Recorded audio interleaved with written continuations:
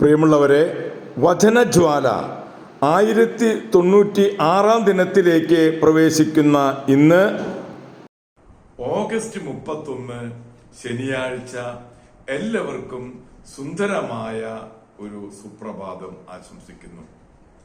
നമ്മൾ ഇന്ന് ഒരു മാസത്തോട് വിട പറയുകയാണ്. ഈ ഓഗസ്റ്റ് മാസത്തിൽ ദൈവം നമുക്ക് കനിഞ്ഞു നൽകിയ എല്ലാ അനുഗ്രഹങ്ങൾക്കും നമ്മൾ ആവശ്യപ്പെട്ടതും നമ്മൾ ആവശ്യപ്പെടാത്തതുമായ ഓരോ അനുഗ്രഹങ്ങളും ദൈവത്തിന്റെ കരുണ കൊണ്ട് നമുക്ക് ലഭിച്ച എല്ലാ അനുഗ്രഹങ്ങൾക്കും നമുക്ക് പ്രത്യേകമായി നന്ദി പ്രകാശിപ്പിക്കാം.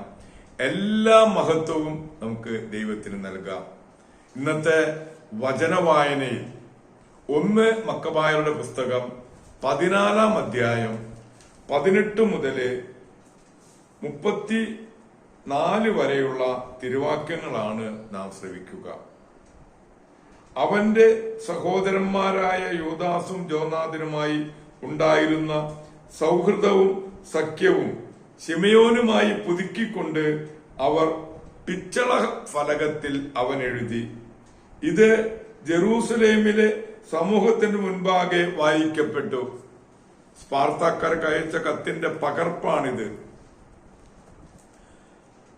പ്രധാന പുരോഹിതനായ ശിമയോനും ശ്രേഷ്ഠന്മാർക്കും പുരോഹിതന്മാർക്കും ഞങ്ങളുടെ സഹോദരരായ മറ്റ് യഹൂദർക്കും സ്പാർത്ത നഗരത്തിന്റെയും അധിപന്മാരുടെയും അഭിവാദനം. ഞങ്ങളുടെ അടുക്കലേക്ക് അയച്ച ദൂതന്മാർ നിങ്ങളുടെ മഹിമാ പ്രതാപങ്ങളെക്കുറിച്ച് ഞങ്ങളോട് വിവരിച്ചു.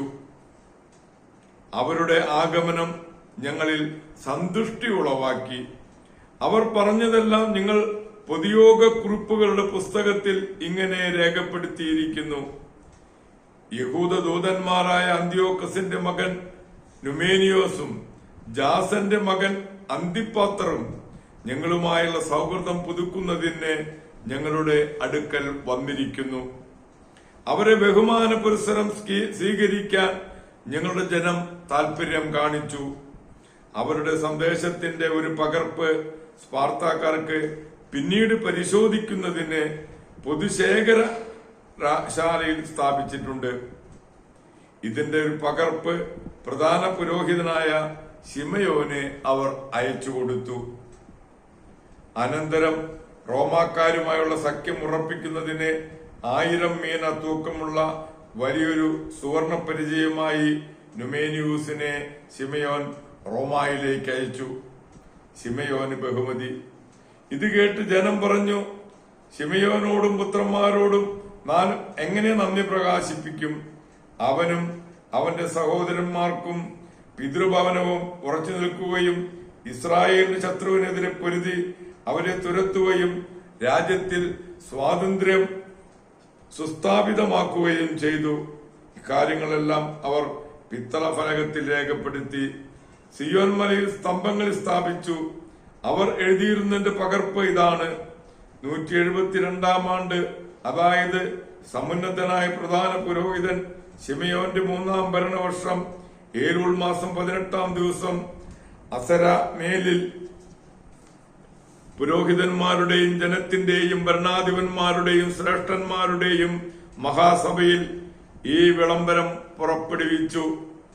രാജ്യം തുടരെ യുദ്ധത്തിന് നടിക്കപ്പെട്ടുകൊണ്ടിരിക്കെ യൊയാറാബിന്റെ വംശത്തിൽപ്പെട്ട പുരോഹിതനായ മത്താത്തിയാസിന്റെ മകൻ ശിമയോനും സഹോദരന്മാരും ജീവൻ അപകടത്തിലാക്കിക്കൊണ്ട് വിശുദ്ധ മന്ദിരവും നിയമവും കാത്തുസൂക്ഷിക്കുന്നതിനായി രാജ്യത്തിന്റെ ശത്രുക്കളോട് എതിരിട്ടു. അവർ രാജ്യത്തിന്റെ പ്രതാപം നേടിത്തന്നു. ജോനാഥൻ ജനത്തിന് കെട്ടുറപ്പ് നൽകുകയും പ്രധാന പുരോഹിതനാവുകയും ചെയ്തു. അവസാനം അവൻ പിതാക്കന്മാരോട് ചേർന്നു. രാജ്യത്തെ ആക്രമിക്കുന്നതിനും വിശുദ്ധ സ്ഥലം പിടിച്ചടക്കുന്നതിനും ശത്രുക്കൾ ശ്രമിച്ചപ്പോൾ ശിമയോൻ തന്റെ രാജ്യത്തിന് വേണ്ടി പൊരുതി. രാജ്യത്തിന്റെ സേനകൾക്ക് ആയുധവും വേതനവും നൽകാൻ അവൻ സ്വന്തം സമ്പാദ്യത്തിൽ നിന്ന് വലിയ സംഖ്യ ചെലവഴിച്ചു. യൂദയായിലെ നഗരങ്ങളും അതിന്റെ അതിർത്തിയിലുള്ളതും മുൻപ് ശത്രുക്കൾ ആയുധം ശേഖരിച്ച് സൂക്ഷിച്ചിരുന്നതുമായ ബേത്സൂറും സുരക്ഷിതമാക്കുകയും അവിടെ യഹൂദ കാവൽ സൈന്യത്തെ നിയോഗിക്കുകയും ചെയ്തു. അവൻ കടൽ തീരത്തുള്ള ജോപ്പായും അസോത്തസിന്റെ അതിർത്തിയിലുള്ളതും മുൻപ് ശത്രുക്കൾ അധിവസിച്ചിരുന്നതുമായ ഗസാറായും സുരക്ഷിതമാക്കി. അവിടെ യഹൂദരെ പുനരധിവസിച്ച് പാർപ്പിക്കുകയും നഗരങ്ങളുടെ പുനരുദ്ധാരണത്തിന് ആവശ്യമായുള്ളതെല്ലാം അവർക്ക് നൽകുകയും ചെയ്തു. ദൈവത്തിന്റെ തിരുവചനമാണ് നാം ശ്രവിച്ചത്. പ്രിയമുള്ളവരെ, ആഗോള കത്തോലിക്ക സഭയിൽ ഇന്ന് വിശുദ്ധ റെയ്മണ്ട് നൊണ്ണാത്തോസിനെ അനുസ്മരിക്കുന്ന ദിവസമാണ്. ജനിക്കാതെ വയറ്റിൽ നിന്നും നേരിട്ട് എടുക്കപ്പെട്ടതുകൊണ്ടാണ് നൊണ്ണാത്തൂസ് എന്ന പേരുകൂടി ലഭിച്ചത്. പ്രായപൂർത്തിയായപ്പോൾ അടിമകളുടെ മോചനത്തിനായുള്ള കാരുണ്യമാതാവിന്റെ സഭയിൽ ചേർന്നു. റെയ്മണ്ടിന്റെ എളിമയും തീക്ഷ്ണതയും കണ്ട് അൽജീസിയിലേക്ക് അടിമകളെ സ്വതന്ത്രരാക്കുവാൻ അയച്ചു. തന്റെ സമ്പാദ്യം മുഴുവൻ അടിമകളെ സ്വതന്ത്രരാക്കുവാൻ ചെലവഴിച്ചു. അതിനുശേഷം സ്വയം അടിമയായി കുറെ പേരെ കൂടി സ്വതന്ത്രയാക്കി. അക്കാലത്ത് മുസ്ലിങ്ങളെ മാനസാന്തരപ്പെടുത്തി എന്ന് പറഞ്ഞ് 2 പ്രാവശ്യം കുത്തിക്കൊല്ലാൻ ശ്രമിച്ചു. അടിമകളെ മോചിപ്പിക്കാൻ പണമില്ലാതെ ആയെങ്കിലും അദ്ദേഹം മതപ്രചരണം നിർത്തിയില്ല. ഗവർണർമാർ ഓരോരോ കവലകളിലും അടിപ്പിക്കുകയും ചുണ്ടുകൾ തുളപ്പിച്ച് താഴിട്ട് പൂട്ടുകയും ചെയ്തു. 6 മാസം ഇരുട്ടുമുറിയിൽ പൂട്ടിയിട്ടു. വീണ്ടും ഒരു തുക കൊടുത്ത് മോചിപ്പിച്ചു. സ്വദേശത്തേക്ക് മടങ്ങി. മാർപ്പാപ്പ കർദിനാളാക്കിയെങ്കിലും രോഗബാധിതനായതുകൊണ്ട് 36-ാം വയസ്സിൽ ഈ രോഗത്തോട് യാത്ര പറഞ്ഞു ദൈവസന്നിധിയിലേക്ക് യാത്രയായി.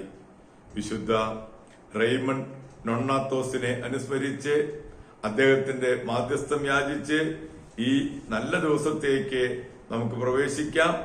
എല്ലാവർക്കും നല്ല ഒരു ശനിയാഴ്ച ദിവസം ആശംസിക്കുന്നു.